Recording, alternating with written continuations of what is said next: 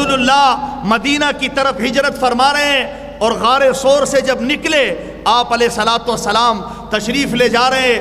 ام معبد نامی ایک نہایت شریف اور مہمان نواز خاتون کا خیمہ آیا، آپ علیہ الصلوۃ والسلام نے وہاں پڑاؤ کیا۔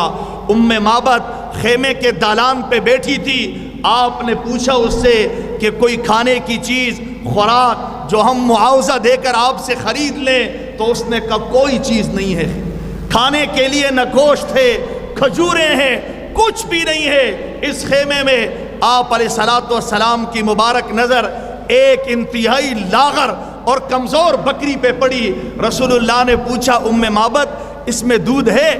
وہ عرض کرنے لگی کہ اس میں دودھ کہاں ہے، یہ تو اتنی لاغر ہے کہ باقی بکریاں جنگل میں چرنے کے لیے چلی گئیں اور یہ جا نہ سکی تو پیچھے رہ گئی۔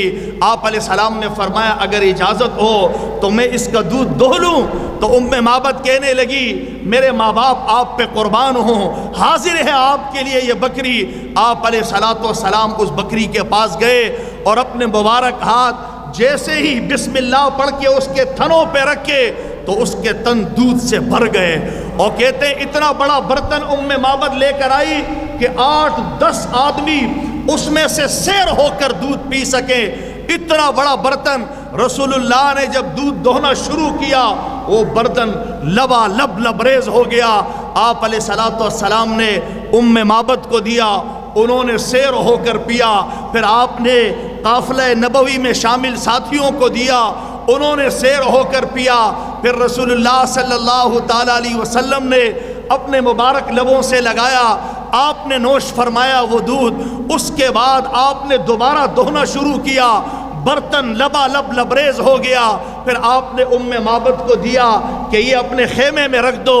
ام معبد نے خیمے میں رکھا، آپ علیہ الصلوۃ والسلام نے ام معبد کو بیعت کیا، وہ ایمان لے آئی رسول اللہ پہ۔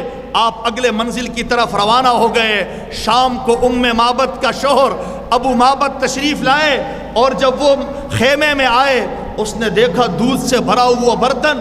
ام معبد یہ کہاں سے آیا؟ تو کہنے لگی ایک مرد مبارک کا یہاں سے گزر ہوا، یہ اس کی برکتیں ہیں، بڑا مبارک مرد تھا، بڑی مبارک ہستی تھی۔ کہنے لگے کچھ احوال تو بیان کرو۔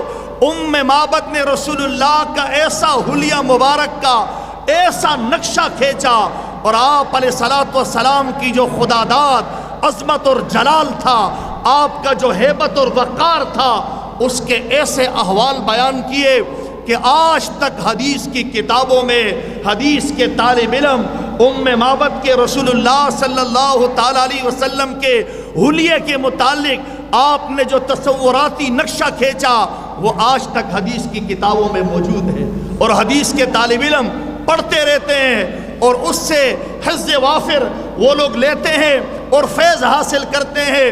ام